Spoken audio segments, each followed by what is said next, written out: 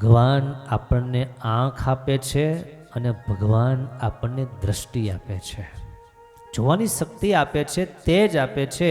એ જોવાની શક્તિ જ્યારે હણાઈ જાય, આંખ એમની એમ દેખાવમાં હોય પણ દ્રષ્ટિના દેવતાઓ ઉડી જાય, ઝાંખા થઈ જાય.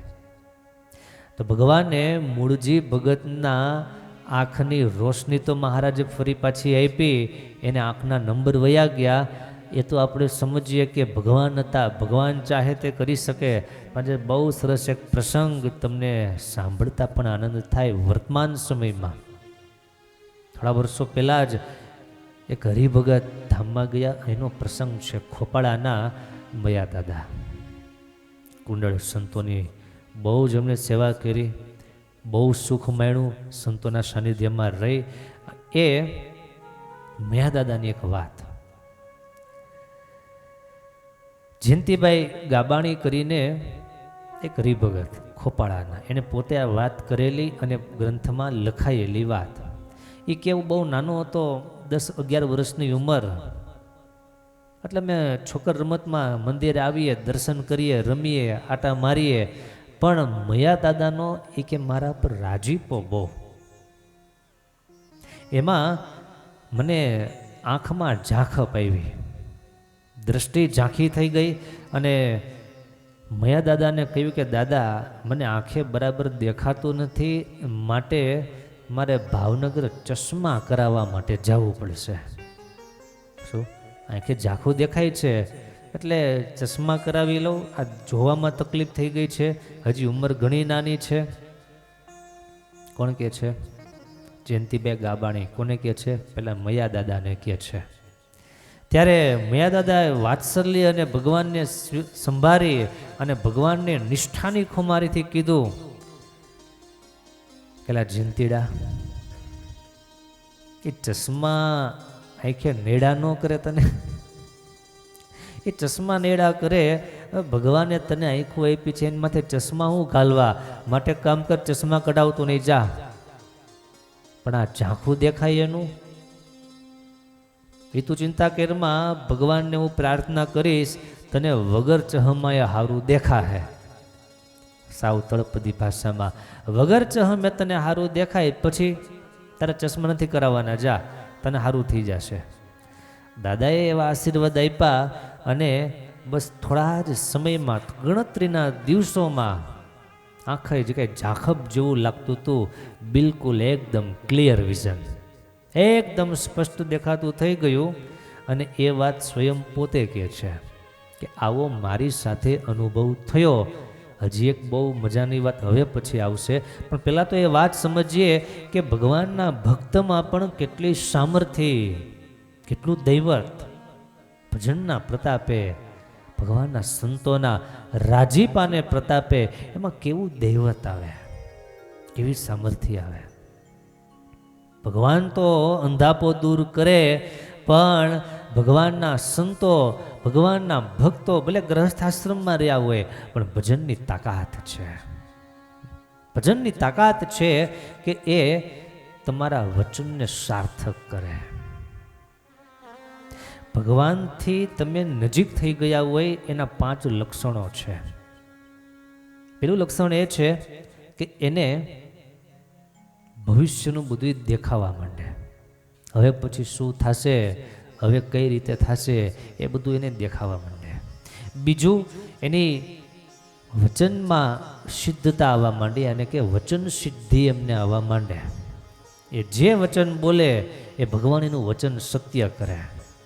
પરમાત્માથી નજીક થયા હો એનું ત્રીજું લક્ષણ એ છે કે એમની નિદ્રા બ્રહ્મ મુહૂર્તમાં વગર અલારામે જાગી જાય, ઉઠી જાય. ભગવાન નજીક થયાનું આ લક્ષણ છે. એક લક્ષણ એવું પણ છે, સ્વપ્નમાં પરમાત્માના દર્શન થાય, આ ભગવાનથી નજીક થયાની આ એક લાક્ષણિકતા છે. મયા દાદા ભગવાનના ભગત બહુ સારા, અને એણે એકવાર વચન કહી દીધું કે હું મહારાજને પ્રાર્થના કરીશ, જયંતી તું ચશ્મા નહીં કરાવતો. અને એને સારામાં સારું થઈ ગયું. થોડા વર્ષ થયા એટલે જયંતિભાઈ ગાબાણી હીરાનું કામ શીખવા માટે ભાવનગર ગયા. તેમના મોટા ભાઈએ કહ્યું, આ હીરાનું ઝીણું કામ, તારે કંઈક આંખમાં તકલીફ હતી માટે ચશ્મા કરાવી લે. અહીં શહેરમાં આવ્યો છો, ચશ્મા કરાવી લે. હવે જયંતિભાઈને ઓલા શબ્દો યાદ ન રહ્યા. એની શંકા થઈ કે મને આંખમાં તકલીફ હતી તો ઠીક છે, હવે મયા દાદાએ કીધું હતું અને મને હવે જોવામાં બહુ વાંધો નથી, પણ નંબર તો કઢાવી લો. દાદાએ શું કીધું હતું? નંબર કઢાવતો ને ચશ્મા કરાવતો નહીં. પણ એ શબ્દો ભૂલાઈ ગયા, થાપ ખવાઈ ગઈ. મયા દાદાના આશીર્વાદથી સાવ એકદમ ક્લીન વિઝન થઈ ગયું હતું. પણ ભાઈની વાત સાંભળી અને શંકા થઈ અને આંખના દવાખાને ડૉક્ટર પાસે તપાસ કરાવી અને ડૉક્ટરે કીધું કે ભાઈ નંબર છે, ચશ્મા કરાવવા પડશે. તે ચશ્મા હવે પછી ચશ્મા વગર એને દેખાતું બંધ થઈ ગયું. એના એ વ્યક્તિ પણ કેટલો મોટો આ ઉડીને આંખે વળગી એવી વાત. પછી તેને બહુ પશ્ચાતાપ થયો. અત્યારે 70 વર્ષની ઉંમર છે જયંતિ કાકાની, દાદાની ઉંમર 70 વર્ષની છે. પણ એ કહે છે કે મયા દાદા જેવા ભગવાનના એક મહામુક્ત એમની વાતમાં મારે સંશય થઈ ગયો, થાપ ખવાઈ ગઈ અને માટે આ ચશ્મા મારે પહેરવા પડ્યા.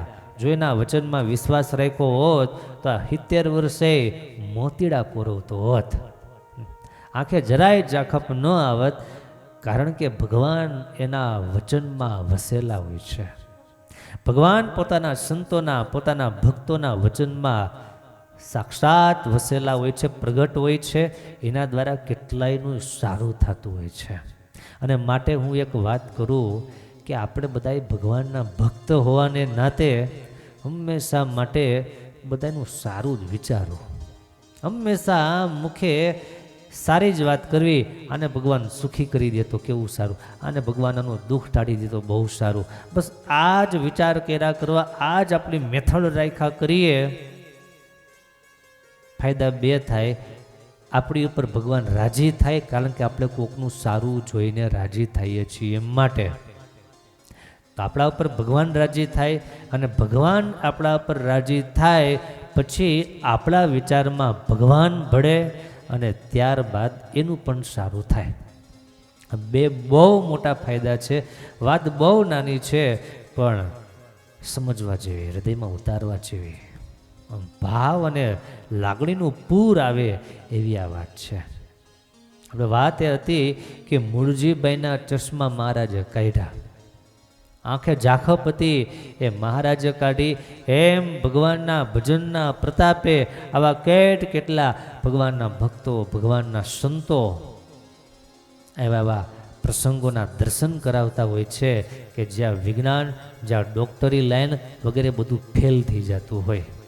ગઈકાલે જ કચ્છી હરિભગત આપણા ખાસ નહીં છે, એની ઘરે મહાપૂજા હતી.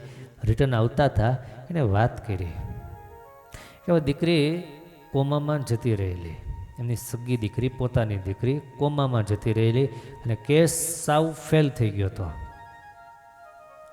પછી સંતો પાસે ગયા અને વિનંતી કરી, પ્રાર્થના કરી કે શું કરવું, શું કરવું. ચિંતા શું કરે છે? ભગવાન બધું સારું કરી દેશે. ચિંતા શું કરે છે? ભગવાનનું પ્રસાદીનું જળ આપ્યું, એ જળ એ દીકરીના મોઢામાં મૂક્યું અને કે ભજન કરો બધાએ. એટલે જન મંગલ ને સ્વામિનારાયણ મહામંત્ર બધાએ અમે ભજન કરવા લાગ્યા. ડૉક્ટરે 72 કલાકનો ટાઈમ આપ્યો હતો કે 72 કલાકમાં જો કોમામાંથી બહાર નહીં નીકળે પછી મારા હાથમાં કેસ નથી. પણ અમે ભજન ચાલુ કર્યું અને પૂર્ણ વિશ્વાસ અને ભક્તિભાવ સાથે ભજન રંગ લાવ્યું. 2 કલાક થઈ અને ડૉક્ટર હસતા હસતા બહાર નીકળ્યા કે તમારો કેસ એકદમ ક્લિયર થઈ ગયો છે. બીજી વાત એણે એ કરી કે અમારી આ પ્રેક્ટિસ લાઈફમાં, આ મેડિકલ લાઈફમાં આવો કેસ અમે ક્યારેય જોયો નથી કે આવી રીતે રિકવરી આવી શકે. માનો ન માનો તમારી સાથે કોઈ કુદરતી શક્તિ છે, એના શબ્દો હતા. એ ડૉક્ટર મુંબઈથી આવેલા. અને બીજી વાત એણે કરી, આજ દિવસ સુધીમાં હું મુંબઈથી અહીંયા ભુજ આટલા ટૂંકા સમયમાં ક્યારેય પહોંચી શક્યો નથી. આજે શું થાય છે ખબર નહીં, પણ તમારી હારે કોઈક દિવ્ય શક્તિ લાગે છે. આ બધાય પ્રસંગો મારું મુંબઈથી અહીંયા ભુજ ઓન ટાઈમ પહોંચવું, બાકી મુંબઈની ટ્રાફિક મને એરપોર્ટ પહોંચતા જ તકલીફ થાય, વાર લાગે, એને બદલે હું અહીંયા પહોંચી ગયો. અને બીજી વાત, આટલો બગડેલો કેસ એટલો જલ્દી રિપેર થાય એવું અમારી લાઈફમાં અમે નથી જોયું, નથી સાંભળ્યું.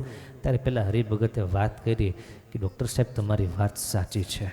અમારી સાથે અમારા ભગવાન સ્વામિનારાયણ, એમના સંતો, એમના આશીર્વાદ અમારી સાથે છે. એ કોણ? એ સ્વામિનારાયણ કોણ? પછી તેમને ડૉક્ટરને લઈ ગયા મંદિરે દર્શન કરવા માટે, સંતોની મુલાકાત કરી. પછી એ ડૉક્ટરને પ્રતીતિ આવી. એ હરિભગત વાત કરતા હતા કે એ મુંબઈના ડૉક્ટર સાહેબ જ્યારે પણ ભુજ વિઝિટ લેવા માટે આવવાનું થાય તો અચૂક મંદિરે દર્શન કરવા માટે આવે. આટલો એને ભરોસો બેઠો તો ભગવાન પોતાના ભક્તનું હરપલ ધ્યાન રાખે છે. ભગવાન પોતાના ભક્તના વચનમાં વાસ કરી અને બીજાનું સારું કરે છે. ભગવાનના સંતોના આશીર્વાદ આપણા જીવનમાં એક નવો રંગ લાવે છે. જીવન ગમગીન થઈ ગયું હોય એને રંગીન બનાવવાનું કામ ભગવાનના સંતોના આશીર્વાદ કરે છે. માટે ભજન કરીએ, ભજન કરાવીએ, સારું વિચારીએ અને સારું વાણી ઉચ્ચારીએ. કોકનું હિત થાય, કોકનું સારું થાય, હંમેશા માટે એવી જ વાત કરતા રહીએ. એમાં આપણું સામેવાળા બેયનું હિત છે, બેયનું ભલું છે.